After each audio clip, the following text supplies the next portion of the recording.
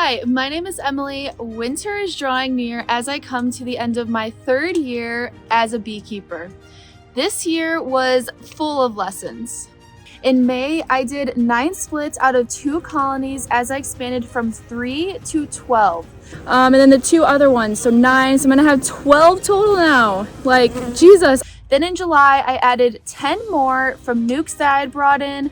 Then in August, I did some more splits to experiment with overwintering Mike Palmer's 2-story nucleus colony. I would have liked to start doing this in July, but I'm gonna try it out in August and see what happens. All to end at 33 hives. I tried a lot of new things this year. Some methods that worked and others that I may have missed the boat a little in terms of timing. But nonetheless, I learned some very valuable lessons of what you can and what you can't do that I can apply next year as I expand my operation to 100 colonies and start breeding mite-resistant bees. I have never lost a colony, but this is my first year with so many hives. So let's touch on some of the questions that you have for how to overwinter a colony so that we both have a successful winter.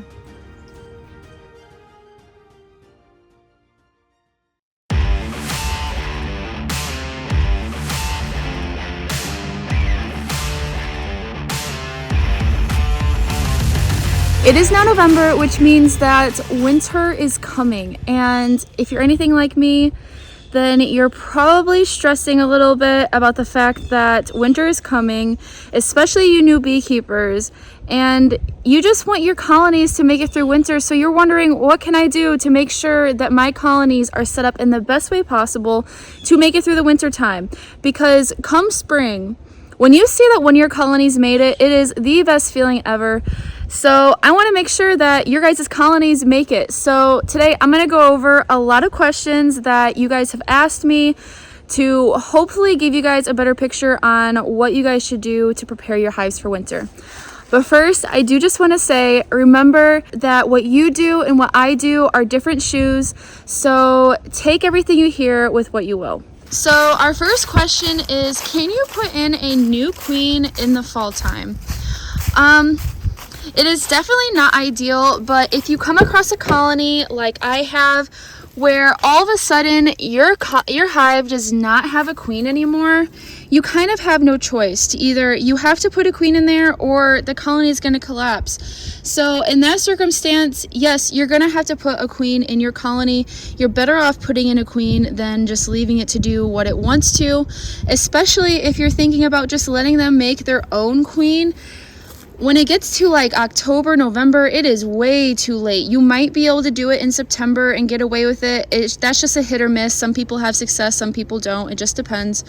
But October and November, your best bet is to put a queen in if some reason your hive does not have a queen.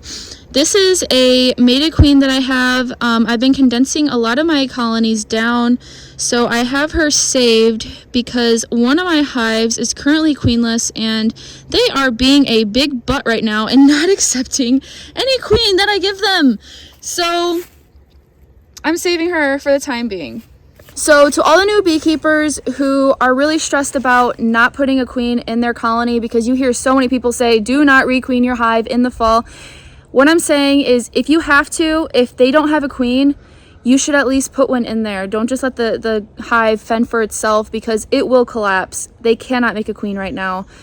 She won't be able to mate. She won't be able to mate well, and she's not going to be able to make it through the whole entire winter and be able to lay eggs in the spring. So, yeah. So our next question is, when should I stop feeding, and how do I know if I need to feed and how much food? So I am currently feeding right now. Actually, as I've said before, my colonies are pretty light right now. As you guys know, I've taken a lot of risks this year, which is okay. I've learned a lot, and that was my goal for all of the experiments I've done this year. But because of that, they're really light. And because of the location I was at previously, I was more like on the outskirts of a city, so there wasn't that many resources in the area for all of the colonies that I had to begin with, so they kind of took a hit for that. So I'm feeding right now.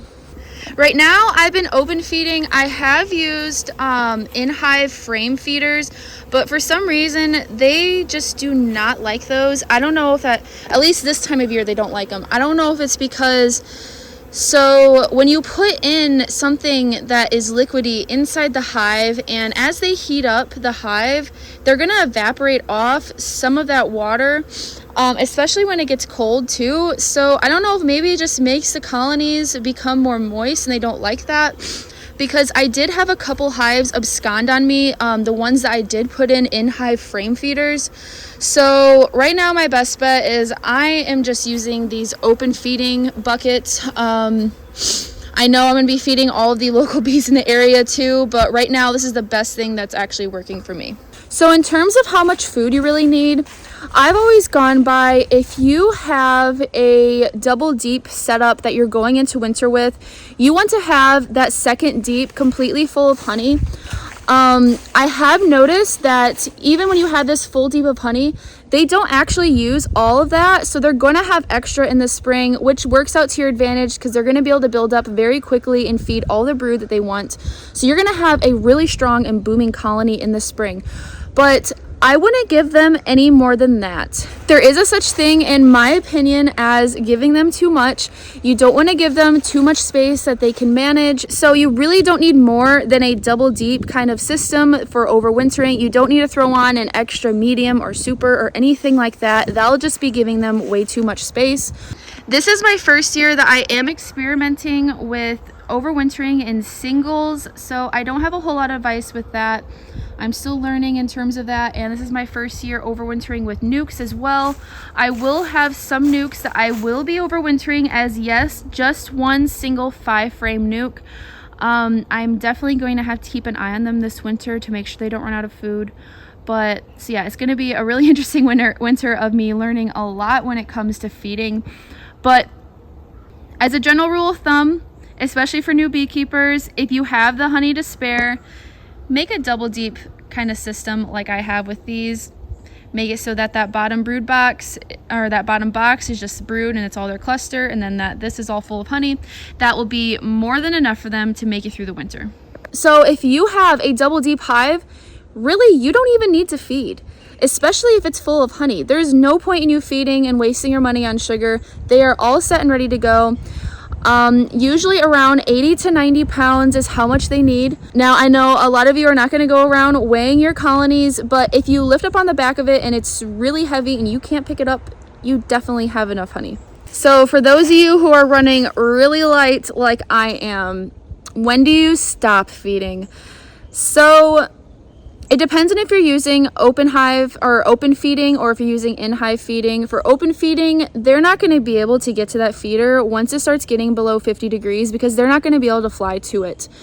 Now, if you're in-hive feeding, I believe it's the same temperature. Don't quote me on this. I'll put the actual temperature up here. But I believe it's once you are below 50 degrees, they also cannot process that sugar and turn it into honey, so they're not going to be able to take it down anymore. So if your hive is light, keep feeding until they're up to the weight that you want. That way you don't have to make as many checks on them this winter time, and that you hopefully don't have to put as much sugar on them this winter. Should I leave on extra boxes and condense down the hive? I've kind of already answered this. Yes, you should condense down the hive to the most minimal amount of space that that colony needs. You don't want to give them too much space. That's going to create too big of an area that they have to keep warm, and they really don't need it, to be honest. So I've never really seen a colony that requires more than a double deep system going into winter time. So as long as you have that, you're a-okay. Can I treat for mites this late? What should I use, and how do I know if I need to? So yes, you definitely can treat for mites this late. Your best bet would probably be using oxalic acid. I just got an oxalic acid vaporizer that works absolutely amazing. I love it. You have to do it in rounds. I believe at least 4 rounds once a week. And the other treatments really require a certain temperature for it to be. So oxalic acid works the best for this. And in fact, actually, You can use oxalic acid when there's no brood in the hive in December and just do one treatment, and it's going to kill all of the mites, and you only have to do it once and you don't have to do it again. So that's the cool thing about it. So yes, you definitely can treat for mites this time of year, and honestly it's beneficial that you do treat for mites this time of year, because as the colony begins to shrink, what is happening is your mites per bee is going up. So when the colony shrinks, the mites don't die. They're still all there. So say you have 1,000 bees in a hive and you have, say, maybe 300 mites in that colony. That's going to put you at a 3% mite load, which is the threshold to start treating. Now, when the colony begins to shrink, because the colony does shrink for the winter time, it doesn't try to maintain as high a number of bees in the colony. They really only do that for flows. That's why you'll see the populations go up and then the populations go down, because they build up for the flows so that there's more bees to go collect things. But so when the colony begins to shrink in the fall time, like I said, all of those mites, they're still there. So say your colony shrinks in half and goes down to 500 bees, but there's still 300 mites. That puts you at a really high mite load. And as that mite load goes up, it starts making those bees weaker and weaker. And as that happens, the bees begin to die. And then the mite load goes up even more. So now every single bee has mites on it. And then the colony ends up collapsing. That is the issue that we have with mites. So yes, you should treat this time of year. Like I said, oxalic acid works absolutely great. I love it. So go try it out. In terms of checking for mites, you can do a mite wash this time of year, but I would only do that if your colony is large and strong. I would never do that on a small colony, just because they're going to need all the bees they can possibly get. So that's why I like to keep a log of every single month I have been doing mite washes, so that I can get a general idea of where the mite load probably is in this colony. If it was already getting kind of high, like I usually say in September, if my mite load is even just 5 mites in a wash, they're going to have to be treated soon, because when the colony shrinks, like I said, that mite load's going to go up, especially because September is when our fall flow hits. So there's more bees in that colony. So go back, look at your log of when you did test your mites, when you did test for mites, and go based off of that.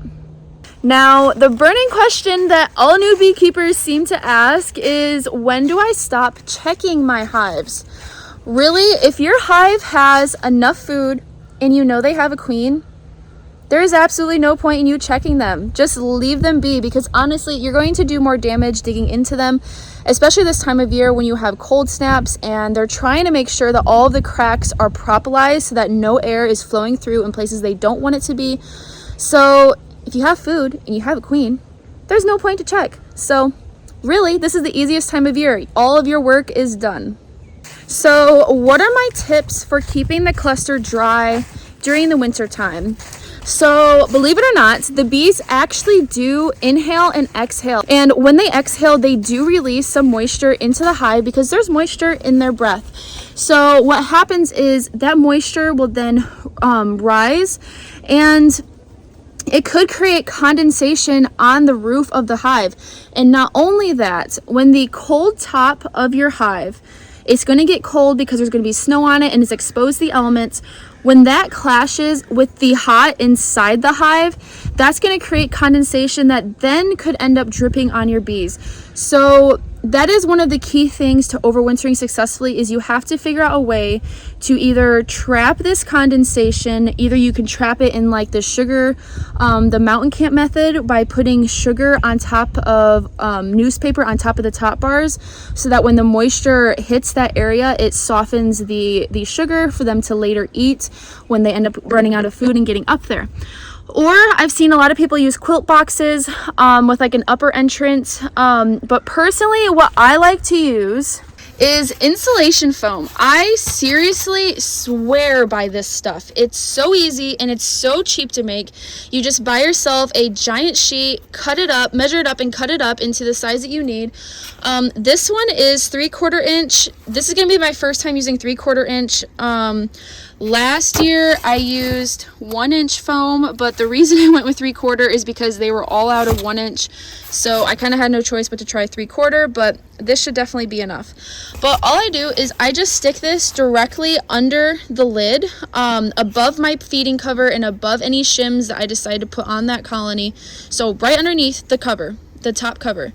And the cool thing about foam is that it prevents that cold from the top from clashing with the hot on the bottom. That is actually why we insulate our houses with this type of foam, because it's really good at making sure those temperatures do not clash and create condensation. So like I said, this stuff is super easy to make and I absolutely swear by it. It works amazing. I love it. Now I have seen people put this type of foam on the outsides of their hive, like they'll kind of like wrap their hive with it. Personally, for me and where I live, I kind of feel like this is overkill. There's really no point in doing this.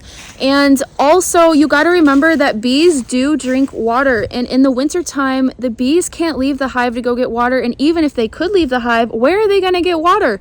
Because all of the bodies of water are going to be frozen over. Now, yes, they could have some snow melt on the bottom board that they could then use as water. But on those really cold days, that snow is not melting.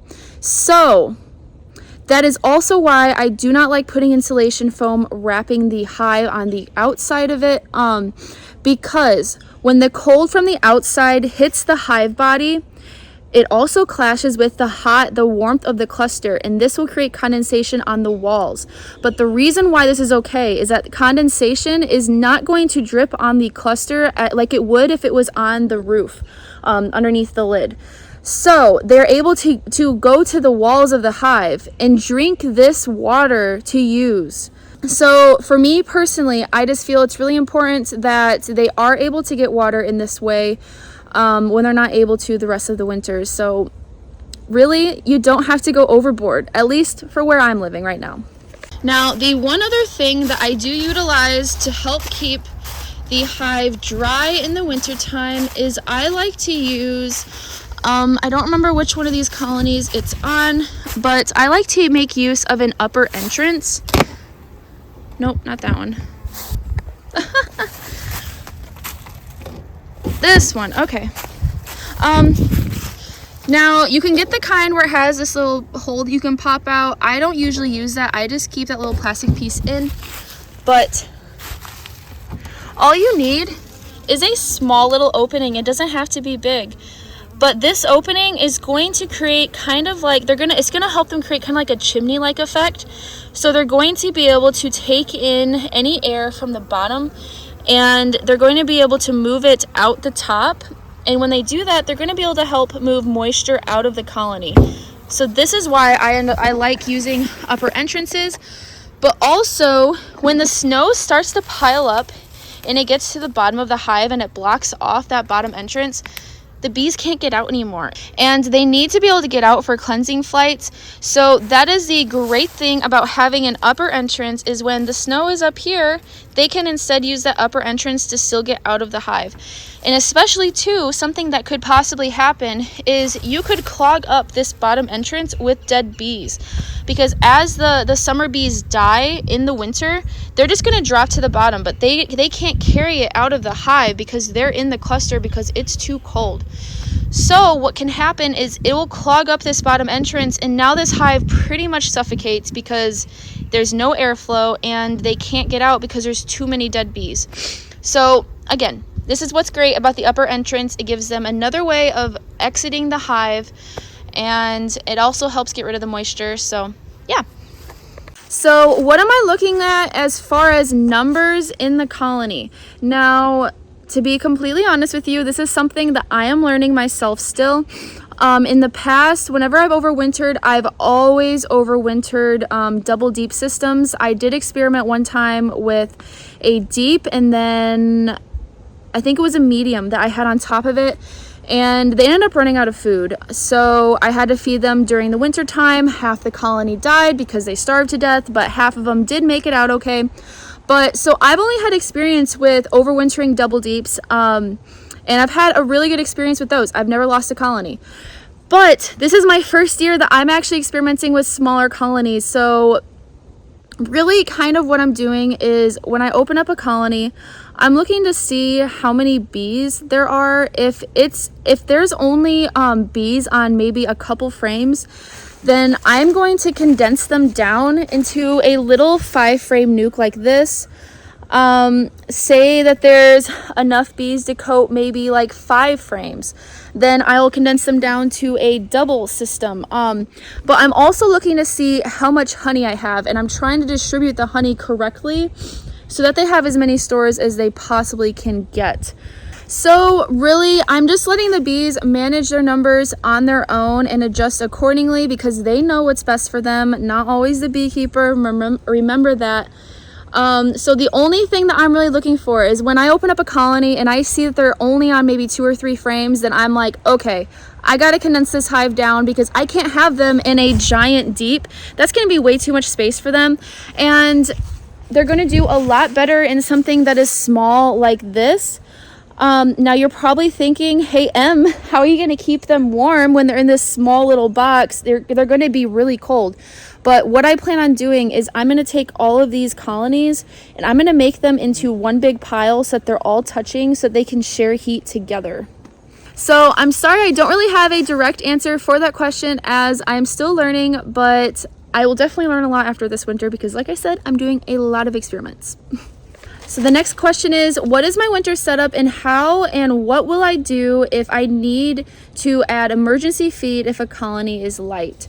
So I've kind of already briefly touched on this with what I do with my insulation foam. That is what I do for all my colonies, and I'll also be doing that with my nukes. But one other thing that I do that I am adding this year, because my colonies are too light, is I'm going to be adding on a shim. I'll put on a video of what I'm talking about when I talk about a shim. But all it is just an extra like 1.5 inches of space above the top box that you can then lay down newspaper, and you can take sugar mixed with a very, very small amount of water. What I'll do is I'll put it in a giant mixing bowl. I'll pour sugar in it, and then I'll put a little bit of water in it and mix it all up until it comes to like a sand-like texture. And then I will just stack it on top of that newspaper and I'll pack it down, leave a little spot for the upper entrance so that they can still use the upper entrance okay, and put the insulation foam on top of that, put the lid on top of that, and that is perfect, exactly how I'm going to do it. That way, as the colony uses all of the food in their hive, they're going to rise throughout the hive until they get to the very top. I might actually get a like some sort of like thermal like reader gun thing. What's the thermal camera? Is that the word I'm looking for? But that way you can see where the cluster is, because if the cluster is at the very top of the hive, a 100% that they are out of food. So you're going to have to feed them. Now, what I've done in the past when it comes to feeding a hive that's too light is I'll just open the hive really quickly, add the sugar, just like I said I was going to, by putting newspaper on and just putting a bunch of sugar on top of that, pack it down. And never just do dry sugar though, unless it's been in there all winter for the moisture to soften the sugar, but they cannot consume just dry sugar. They're not able to do that. They need water with the sugar. So just keep that in mind. But so that is my plan for this year. Whenever I see a colony that's too light, and yeah, I've pretty much heard a lot of beekeepers say that really you could just take off all the honey and then just feed them sugar all throughout the winter and they'd make it out okay. Not sure if this is the healthiest thing to do for your bees, but yeah, I'll definitely be experimenting with it this year since they're pretty light. And just a bonus question, have I ever thought about getting a horizontal hive? Why or why not? I thought about it a little bit. I might try one out next year. We'll see. I don't know. But I haven't really looked into it that much, to be honest. I've just been looking at the typical style of hives just because they're so easy to manage and look after and whatnot. So I don't know. I might try one day. We'll see. But that is all the questions that I have today. If you have any more questions about your overwintering experience, please reach out in the comments. I will try my best to respond to all of them to help you out the best that I can with whatever knowledge I have. So, like I said, I hope this video was helpful. Sorry it was like more of like a talking style video. Hopefully that was interesting for you. But Anyways, I hope you guys close out your bee season in the best way you possibly can, and I hope you're having fun with it, because I definitely always am. Even if I make mistakes, even if it doesn't turn out how I want it to be, I still love my bees and I still love beekeeping, so I'll be sticking with it for a very long time. But with that, I'll see you guys soon.